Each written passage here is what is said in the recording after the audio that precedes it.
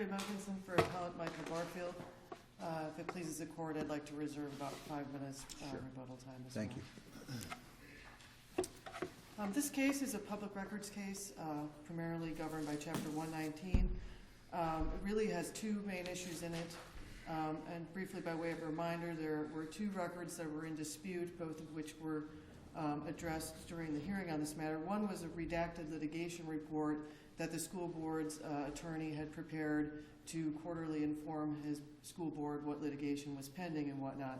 The other being some records that were requested regarding Mr. Fraser and the school board's investigation into potential employee misconduct with regard to Mr. Fraser. The issues are a little different from one another. The redacted litigation report was requested by Mr. Barfield in its unredacted form on March 27th. And at the time of the initial request, he also requested that any exemptions that applied be given to him with specificity in writing, as is provided for in Chapter 119. So that's sort of important to note that that was done initially with the initial request. What he received was a fully redacted copy. Upon further discussion with the attorney for the school board, received a little bit less redacted copy, made further objections to the redactions, and then filed litigation. The second issue really was with regard to the investigation into Mr. Fraser's potential job misconduct that had been done by the school board. That issue is primarily driven by facts that the school board began an investigation November 15th. The request was made the subsequent April, well beyond the 60-day period in which a presumption arises that it is inactive. The difference here, I think, is different than any authority that's before this court, is that the testimony from the school board's witness on that, Mr. Martin, was that they actually suspended the investigation. And that's very unique insofar as most of these cases that come before the court talk about active and ongoing, and that's where the case turns on. In this case, there was actual testimony that because a criminal investigation had begun, it was by policy of the school board that they suspended the investigation, that is to say, stopped investigating with some intent, according to the witness, to make a future decision, potentially future investigation, but they did in fact suspend it.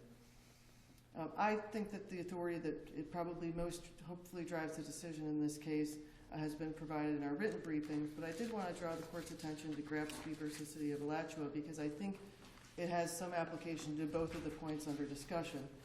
In that case, the City Commission refused to release the minutes of their prior meetings until they had been adopted at their subsequent meetings, and in that case, like in the case before this court, time sensitivity was indicated by the requester of those records at the time of the request. In that case, the District Court of Appeals held that an unjustified delay amounted to an unlawful refusal. And I think that that's important in both cases because in the first instance, when we're talking about the litigation report, obviously there was a delay, and I think my opponent's chief complaint is that they think that the litigation came too soon and wants to shift the burden to the requester to make repeated requests and make some kind of case for entitlement to the record when in fact the burden is on the agency if they're going to take advantage of an exemption to the Public Records Act, which is to be construed broadly in favor of disclosure. If they're going to rely on exemption, it's their responsibility to provide that in writing, to examine the record and make that clear to the requester. It's not the requester's responsibility to justify the release of the record. Well, in this particular case, Mr. Barfield emails the school board and gives them, if you count lunch, about 4.5 hours to respond, correct? And they give him the unredacted copy with it stamped. And then later on, they provide him one that's less redacted the following day. Right. And he files suit the next day. The initial record was completely blacked out. Right. The subsequent record was a little bit less redacted. Right. But it had become clear upon the repeated requests that the fully unredacted record was not forthcoming. What I think is important to note is that litigation was not filed because of undue delay, but it was filed because of improper assertion of the exemptions, because of the research that Mr. Barfield testified that he did do. Okay. I thought you were talking about there was an undue delay in this case. Are you arguing that or not? A little bit of both, because that's going to be... Well, I mean, 4.5 hours to get a document by 5 o'clock on a particular day. Then the next day, they provide him with something that's less redacted, and then he files suit. The case law really doesn't quantify what's a reasonable time. None of those cases really give us what a reasonable time is.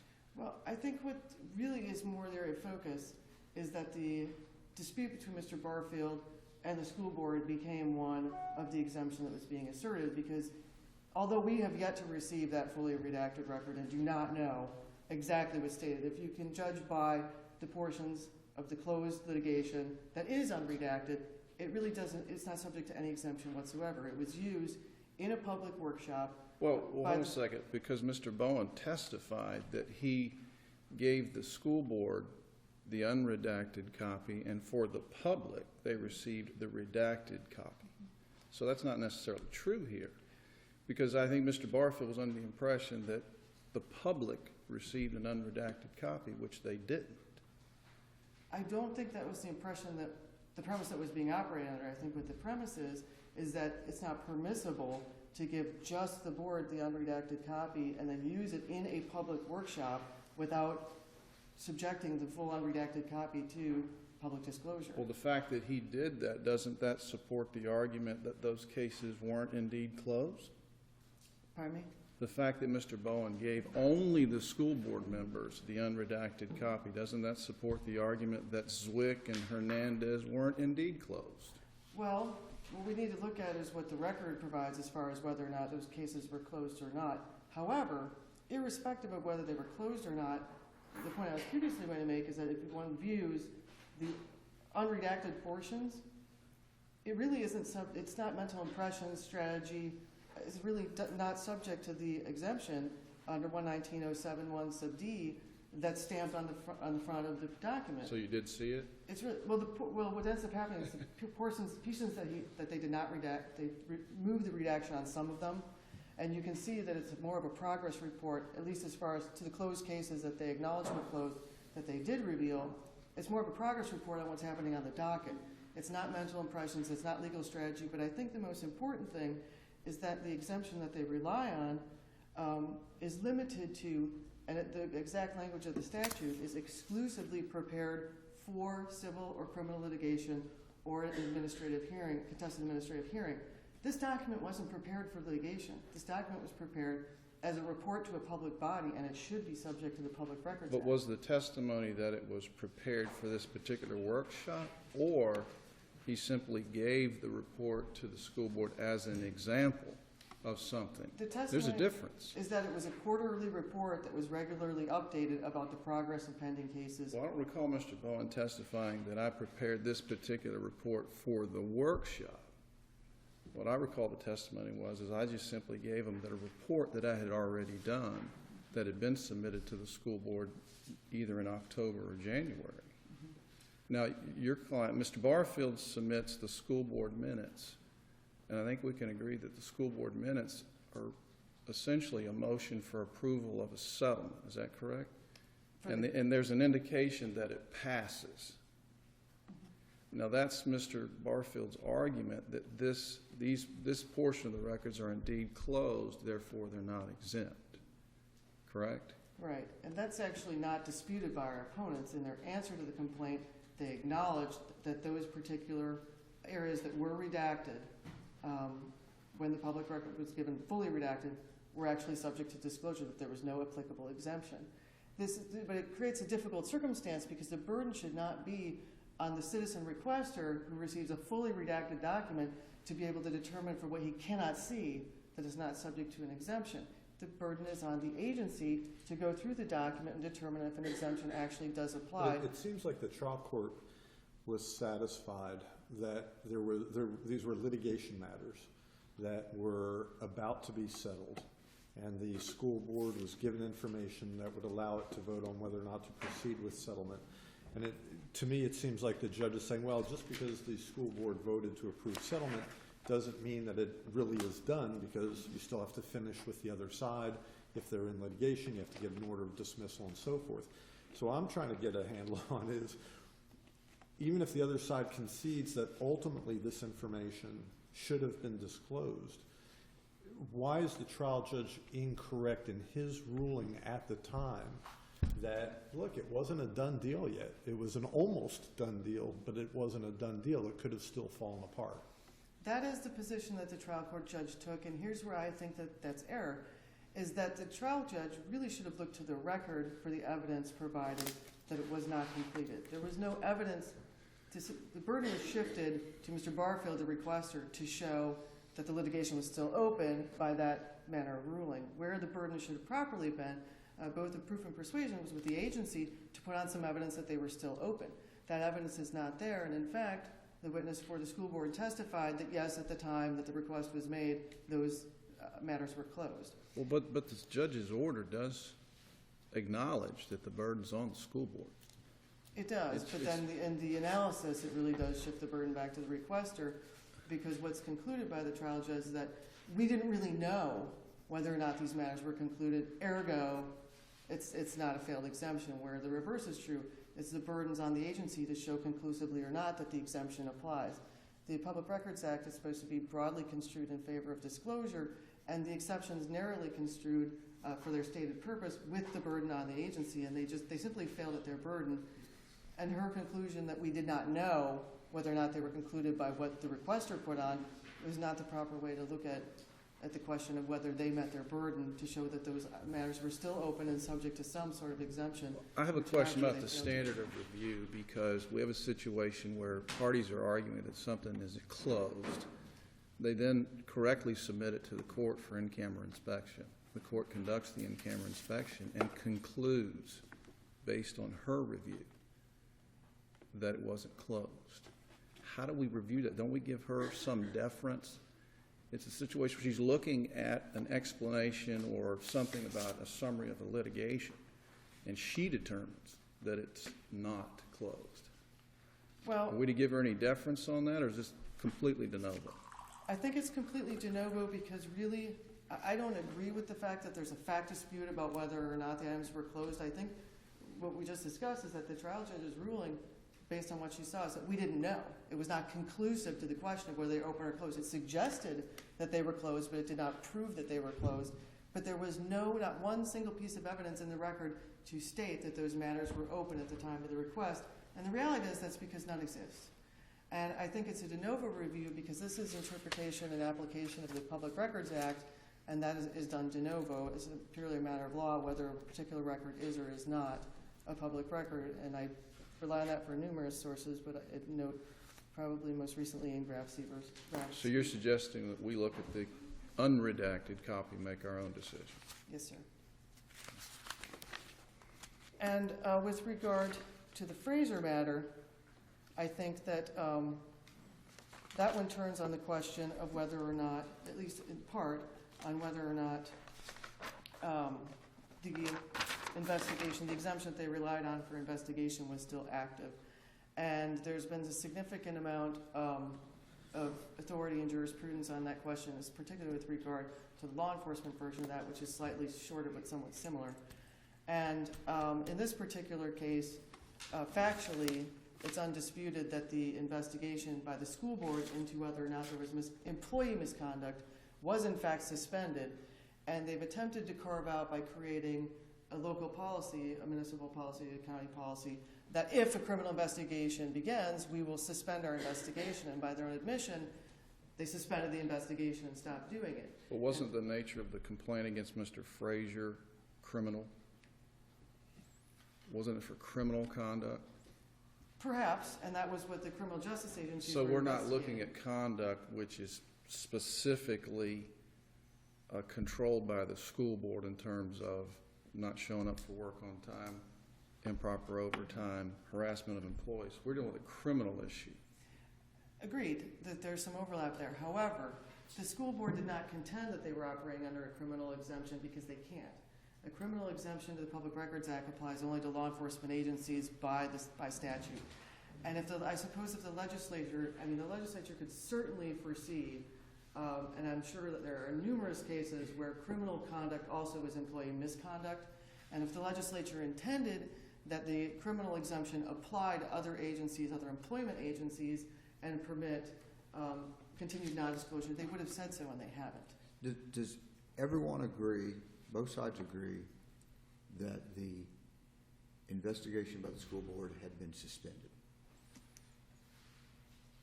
I would say that that is so. Obviously, that's a good question for my opponent, but the testimony in the record indicates that it was suspended at 192 of the record. Okay. And that is by the school board employees' And witness. the record suggests that everyone understood there was a criminal investigation still ongoing at the time he makes his request? Ironically, yes, there was a criminal investigation, both ongoing into Mr. Frazier's conduct and the conduct of the other employees for failure to investigate and report, Okay, but which there- is the exemption. But there was a number 9. criminal investigation ongoing. Yes. And there was something in the record that suggested that the school board stated they intended to come back and do something else after the criminal investigation was over. So the only issue then becomes whether the school board has the right to, in essence, toll their 60 days while this investigation and still have the exemption for the ongoing investigation for 60 days, or whether they do not have the right to toll that 60 days, and then when the 60 days passes, their job is done, whether they wanted it to be or not. Is that a fair way of statement? That's exactly right, and I think, And you think the statute says 60 days, draw a line in the sand, drop dead date? well, what I think is that the statute preempts local governments from creating a tolling provision for themselves in the absence of statutory authority to do so. As I previously stated, the legislature could easily imagine a circumstance where there's criminal misconduct and employee misconduct in the same circumstance, because virtually all criminal misconduct on the job is going to be employee misconduct.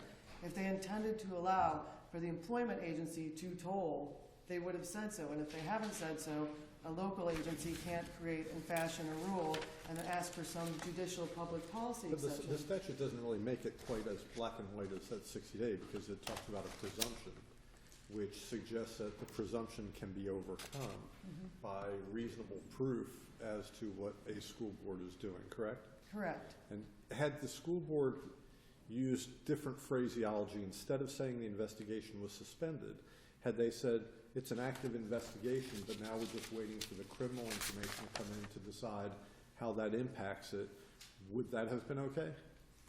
I don't think so, because judging by the authority that we have on this, the Delray Beach case primarily, but others as well, it's not just a blanket conclusory statement that we're active. Really, it doesn't do it and it shouldn't do it, because then any agency can create an exception for themselves just by saying so. And what the Delray Beach case did is they looked. But it's not made up out of whole cloth. I mean, there was a criminal investigation that was ongoing that potentially would impact what the school board does or doesn't do. Understood, but what the Delray Beach case said is that if the agency itself, and this was not, they were not operating under a criminal investigation exemption, they were operating under the employment investigator exemption under Well, 101. what could you raise to, I mean, there's a presumption. By the term's presumption, it means it's not drop dead. It is, unless otherwise explained, the explanation of they're doing an investigation that may impact ours and we want to wait to finish ours until they get through with theirs. If that explanation is not good enough to rebut the presumption, what does it take to rebut the presumption?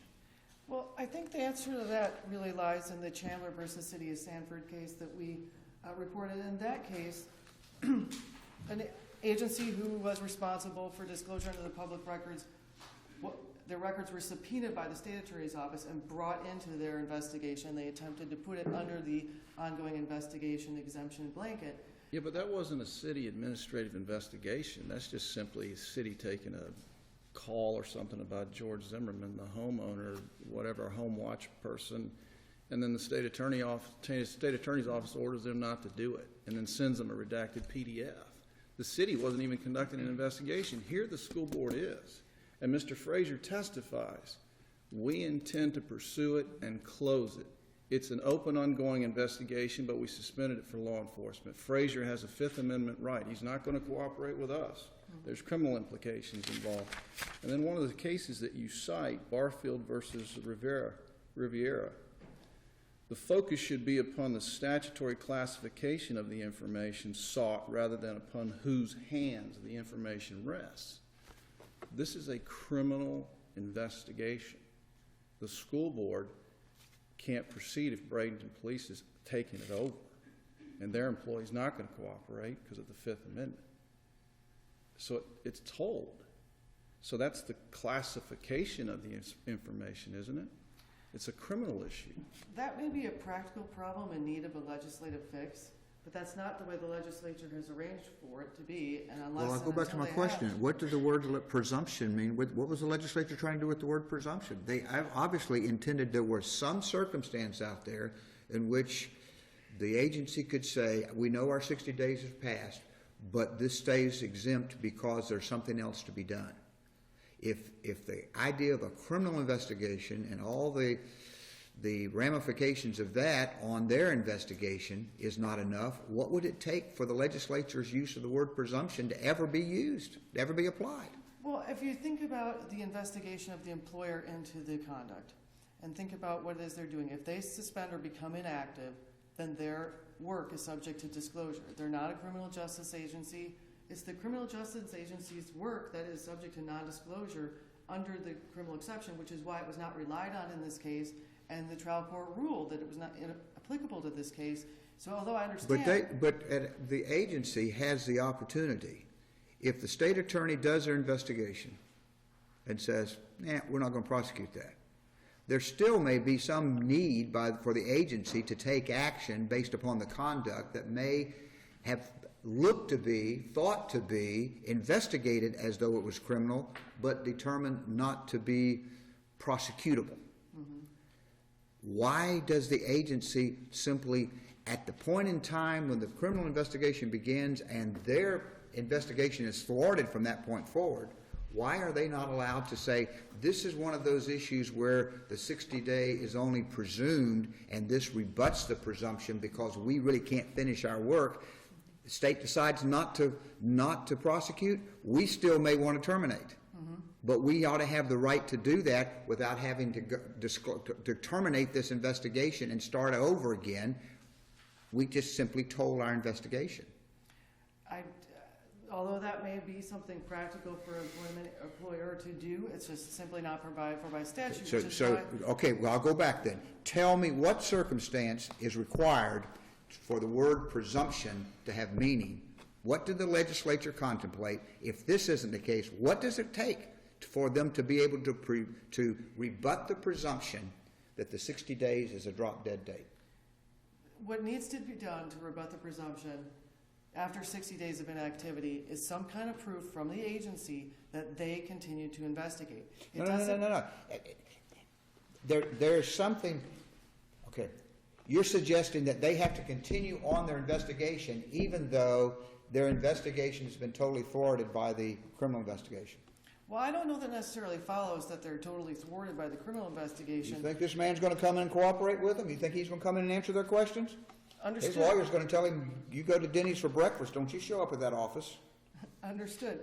But the agency, if they're not actively investigating, that's what's provided for. That's what's provided for in the plain language of the statute. We've gone well over your time because we've got you involved in the questions and we took up your time. So I'll give you a minute to wrap it up and then I'll give you 3 minutes for rebuttal, even though that's well over our All right.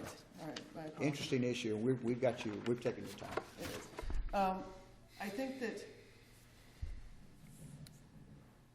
for the question of whether or not the rebuttable presumptions of that, it's coming on each agency, and the judiciary has to resist the public policy temptation to blend it.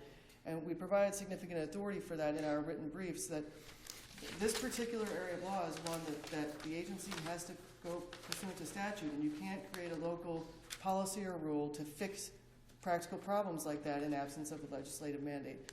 And it's been held time and again that the judiciary should decline to, for public policy reasons, carve out exceptions. That's for the legislature to do. So that's my response to that. I recognize that sometimes creates problems for agencies, but the Public Records Act is decidedly inconvenient for the agencies to whom it applies. It's for the benefit of the public and should be construed broadly in favor of disclosure to the public, and the exception should be narrowly construed. Very good. Thank you.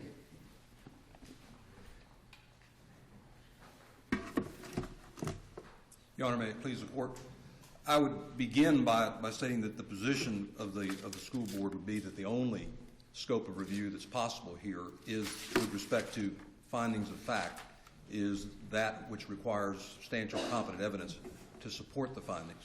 And we believe that that's necessary in this case because in one of the questions that was asked, there was reference to whether this court should go to the in-camera portion of the judge's labors and make a determination. And respectfully, the court couldn't do that. It would have to rely on the record of the hearing as well as the in-camera, just as the court did. And the court did review that evidence, did apply the correct burden in the opinion of the appellate, and did come to a conclusion.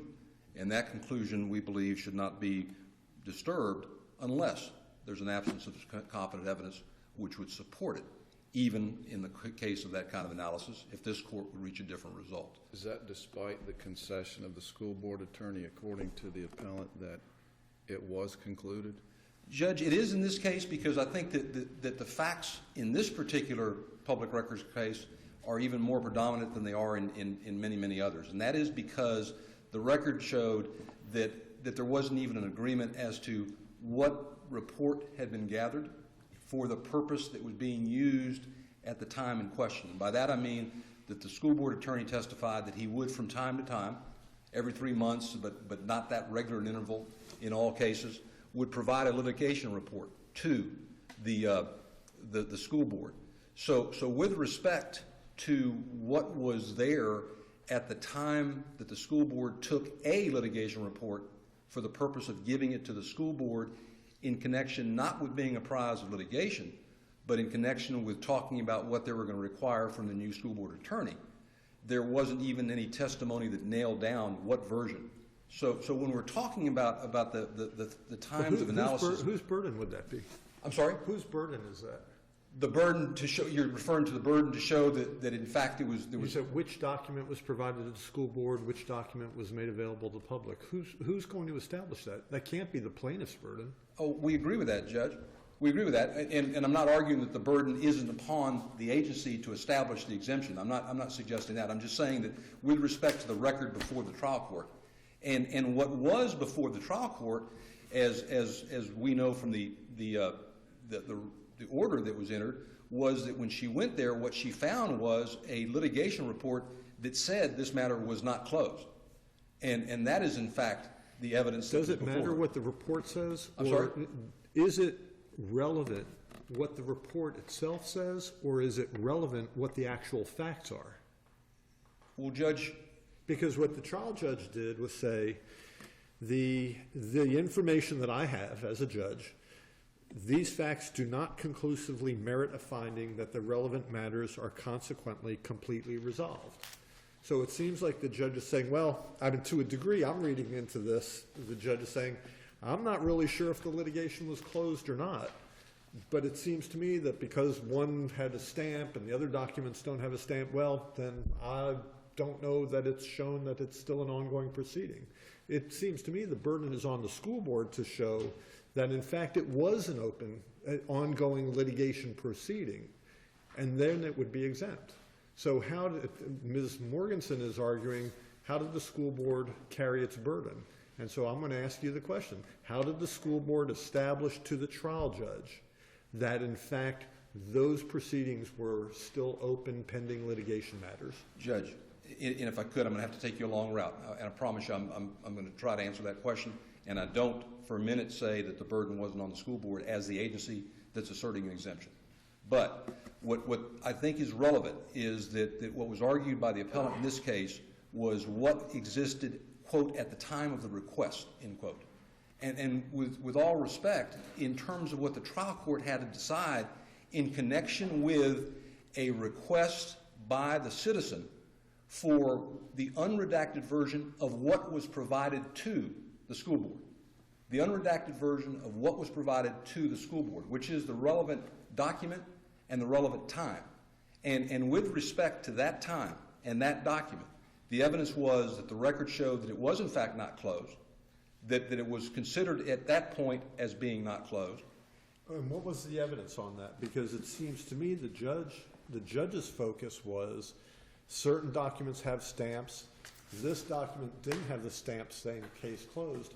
Therefore, it doesn't conclusively merit a finding that it was completely resolved. Judge, it was in the context of the statute, and the statute refers to the conclusion of the litigation or adversarial administrative proceedings.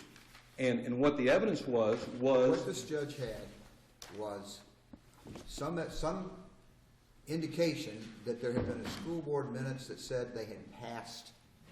That's correct. settlement.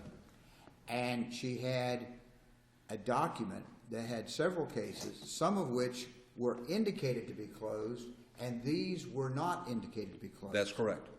So you're suggesting that the only reasonable inference is if this doesn't have a stamp of closing, it must not be closed. And even though there is a minutes that it has been approved, well, these were sometime prior, and that doesn't necessarily mean it's closed. And since there's an absence of a stamp, the judge should conclude that it's still open. Judge, I don't think I have the station to suggest what the court should have done. Well, okay, But with respect- besides what I just said, what other evidence is there to this judge that that case was still pending? Judge, I think that's it. I think that is what the record is. That's it? Yes, sir. So that is, that absence of a stamp on one saying it's closed, the absence of a stamp on another saying it's not closed is proof that it's still open. The dates that we're talking about with respect to when things happen, as On to that as date, to a because vote. it's got a stamp on one that says it's closed and it doesn't have a stamp on the other, that other has to still be open. Judge, in the context of has to, again, it's Isn't not it my the purview. Isn't it the burden on the agency to show, Yes. to prove that it is still open Yes. to be entitled to the exemption? Yes, sir. So it is the absence of the stamp that proves that it's still open and entitled to the exemption. Would support that finding, yes, sir. Okay. Would support that finding is what we're saying. The only thing I'm taking issue with is just, it was never argued that that's the only inference that could be taken, and I don't think that's the appropriate review at this point in terms of what evidence was there to constitute evidence to support the judge's finding of fact. We do believe that all those things happened in the context of a document that's being referenced, not with respect to when the request is made, but with respect to when it was provided to the school board and what exactly was provided to the school board at that time. Yes, sir. Let me interject here, because I read Mr. Bowen's testimony, I think it's page 52, where he testified, after he'd finished testifying, that the litigation reports contain opinions and mental impressions. He did not contend that the exemption applied to cases that are concluded where it is marked case closed. Is that what you're relying on? Yes. In the context, Your Honor, of him picking up a document that is not a document he's prepared in the moment of that time to be used in the moment of that time, but is a historical document at this point, which is to be the document that was provided to the school board. Mr. Gonzalez, there's witness testimony at this hearing, correct? Yes, sir. Did the school board ask this witness at any point, their own witness, at any point, at the time the record request came in, was that litigation ongoing or was it closed? With respect to the request for the public record? Oh, yes, sir, that's in the record. And it was very definitely, at the time that request was made, it was closed. There's no question about that. Which suggests to me that the absence of a stamp on the document, on the list of cases, was erroneous. No, sir. Not You just told me that the witness testified that in fact the case was closed. at the time of the request, Judge. At the time of the request for the public record. For the public record. Isn't that the time frame that's controlling? No, sir. Then I'm missing something. Then I'm doing. So you mean that if the lawyer gives the document in March and the request is made in June, and if the case closes between March and June, it is still exempt in June because at the time the document was created in March, it was open, even though it's closed in June. Judge, if I held on hard enough to the question, I think the answer is no, I do not contend that. Well, then why was, if when this document was prepared and handed to the school board members, it's an open case, and when this man makes a request, it's a closed case, why does the exemption keep it from production if it's closed when he asks? Because, Judge, in the context of what the attorney said, when he was going there, he did in fact provide a copy of... But a public records request is not limited to the time the document was created. Yes, sir, I understand that. He asked for the document now. Yes, sir. If the exemption is still alive, he doesn't get it. If the exemption between the time the document was created and the time he requests it, if the exemption no longer applies, why does it now apply? Judge, if it doesn't apply, then I think that sort of answers the question, if it doesn't apply. Well, no, But- you're telling us that it applies. You're telling us he wasn't entitled to it because previously it was still pending. Now it's closed, but when he requests it, the exemption still applies because when the document was created, it was open. When the document was created, when the document The that is document was issued. created, the litigation was still open. Yes, sir. When the document was requested, the litigation is closed. Yes, sir. The exemption is available for open litigation. Yes, sir.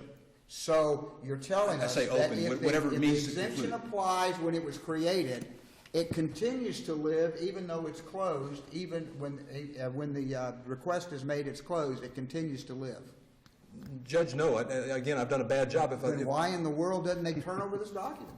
Judge, they didn't turn over the document because when he went to it and he produced a document that had a number of redactions that had been lifted. And in fact, all, Okay, if I ask you for a document that's been created 3 months ago, yes, sir. do you not have the duty at the time I asked to go through and say, ooh, well, these were closed, we can give them these? You Yes, know sir. what, this one's closed since then, so we ought to go ahead and give him that one. And you know, this one's closed since then. So isn't that the burden that's put on the agency when a public records request is made? Yes, sir. Then that wasn't done here. Judge, it wasn't done to the And full they extent. didn't, and so they have failed to honor the public records request because there were cases that may have been exempted at the time the document was prepared, but were not exempted at the time of the request, and he never went through at the time. Judge, he Agencies did- don't just give out documents. They have the duty to go through and make sure what they're giving complies with the law at the time it's requested. Judge, yes, sir. I think that's Okay, certainly. okay.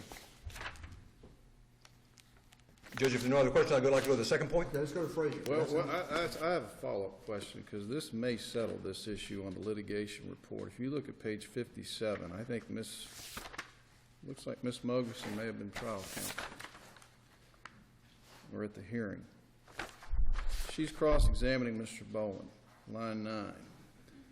And can we agree that the item number 9 of the court's number 1, which was the litigation report, Ricardo Fernandez, I believe she means Hernandez, was actually concluded prior to Mr. Barfield's March 27 public records request? Mr. Bowen says, yes, that was concluded, as was another. But that's not why I invited Mr. Barfield to let me know. He said, but that's why I invited him to let me know if he disagrees with anything, and that I would consider those objections, and basically did not refuse to give it to him. So there is testimony that it was closed at the time he made his public records request. Yes, sir. So it was So why wasn't it given? Why wasn't it provided? Because it was the petitioner's responsibility to go in and show him that it was closed. He said, I invite him to come in and show me why the exemptions didn't apply. Is the petitioner's responsibility to go in and say, hey, look, this one's closed since I've gone to court records and I found out this one's closed since you made this report, so now you need to go ahead and give it to me. Is that the petitioner's responsibility? No, sir. No, sir. That's basically what he said. That's what the lawyer said. I invited him to come and show me why these exemptions didn't apply. And he didn't come in, so therefore they still apply. Judge, with respect to his compliance with the public records law, that is in fact what the school board attorney said. Okay.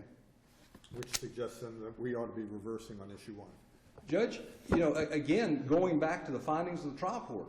The findings of the trial court were that, the way I'm reading it, the judge is saying, these documents, some say they were closed, this one doesn't, well then, I don't know if it is or isn't, so I'm going to support the school board. That seems to me to be wrong. Findings of the trial court aren't supported by competent substantial evidence. He admitted they've closed since then. Judge, if that's where the court comes to, then that's all I have to say on it. Can we go to the... Let's go to Mr. Frazier. Mr. Frazier, with respect to the question of the exemption that's given, I'd like to remind the court that the statute is written as the statute is written, and it talks to disclosure of investigatory materials, not in the context of the entire investigation being concluded, but in the context of a preliminary investigation. And it talks about the fact that when you're conducting an investigation, that the materials are not going to be subject to disclosure until a preliminary investigation either determines that there's no probable cause to go forward, and in that case, obviously everything becomes public, or there is the determination made as to whether further proceedings or disciplinary actions is appropriate. So we're talking about a midway point in the context of disclosure as the statute is written. And the statute as written says that with respect to that preliminary investigation, that there is 60 days, and at the conclusion of 60 days, there's going to be a presumption that it is no longer active in terms of being pursued. Your Honor, in this case, there was undisputed testimony that with respect to the criminal investigation, that there had been a criminal investigation started, that there had been a decision made by the school board that during the pendency of the criminal investigation, there would not be further processes going on. And for that reason and that reason alone, there was nothing being done at the particular moment. But the statute talks in terms of a preliminary investigation being open. A preliminary investigation shall be considered active as long as it is continuing with a reasonable, good faith anticipation that an administrative finding will be made in the foreseeable future. And the calculus is obviously that while all criminal misconduct can be employee misconduct, obviously not all employee misconduct is criminal.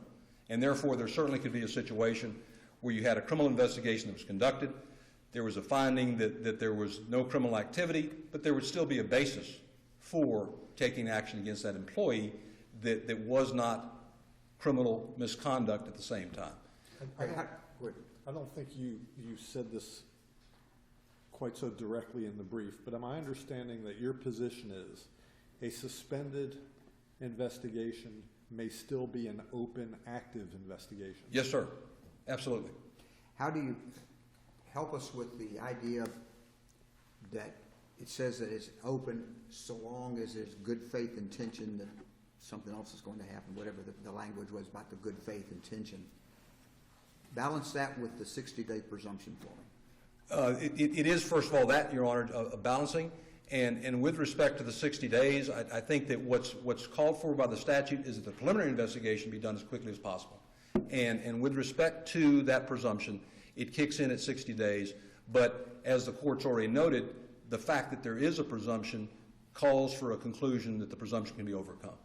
And in this case, when you have a criminal investigatory involvement, that to me is at the essence of the things that ought to be considered as a basis, because otherwise, by whatever verb would be used, if you call it suspension or if you just say we're not going to be doing anything pending it, I don't know what the difference is as a matter of semantics.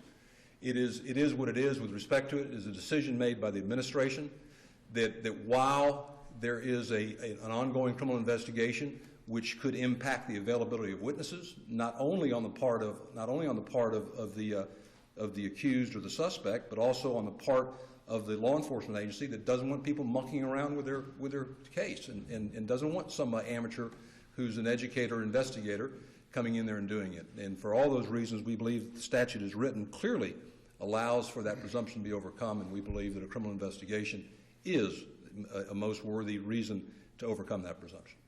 No questions. Thank you, Your Honor. Okay, thank you.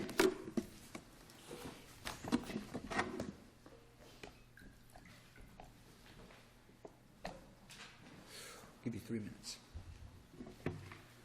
I think I'm going to focus on the second issue because we've had so much more discussion about issue one, that being the Frazier matter. I know that our discussion has been about this good faith basis and this assertion that they eventually intend to make some decision. But the reality is we're stuck with what the authority is before us. And although my opponent wants to focus on the question of reasonableness and what's practical and what's good policy, the reality is it's required for the exemption to apply that they are proceeding. And proceeding is the antithesis of suspended. Either you're active or inactive, and suspended is inactive, and active is active. And I think there's no provision anywhere in any authority for any type of tolling of that. If you consider that perhaps a criminal investigation had never been undertaken, these records would have been developed in the course and scope of the employment. They would be public records. I would direct the court's attention to the authority that we provided that suggests that when the criminal exemption interfaces with other exemptions, it doesn't interfere in effect and create a non-disclosure that's not legislatively provided for. In City of Delray versus Varfield, the court held that conclusory statements that they intend to have a decision later are not enough. And I think that's a very important tenet, because otherwise a public agency could always say, oh, well, it's ongoing. And that would be the end of the discussion, and they could prevent disclosure outside of their statutory authority to do so. There needs to be evidence of continuing investigation, and a suspension is the exact opposite of that. In Chandler versus City of Stanford, I'd ask the court to look at the proposition that even though it's slightly factually different, the reality is that that case stands for the proposition that an agency that's developing public records before a criminal investigation has begun, those records do not convert to confidential and or exempt just because there's a subsequent criminal investigation. And that's really what the question is before this court. Is the school board's work before that all of a sudden exempted by the fact that law enforcement picks it up? And in Chandler, the court says no. And I think further says that an agency cannot rely on executive intervention and executive work of another branch to all of a sudden non-disclose that which is subject to disclosure under 119. I'd ask the court to look at Canella 1 that says law enforcement agencies cannot withdraw otherwise public records from scrutiny by compiling them themselves and having that exemption apply. I think that speaks to the ultimate issue here. And then Canella 2 that says municipal rules that frustrate Chapter 119 are preempted and discourages this court and others from making judicial exemptions where they are not provided for by statute. Unless there are any other questions, I think it's been pretty exhaustive. Very good. Thank you. Thank you both.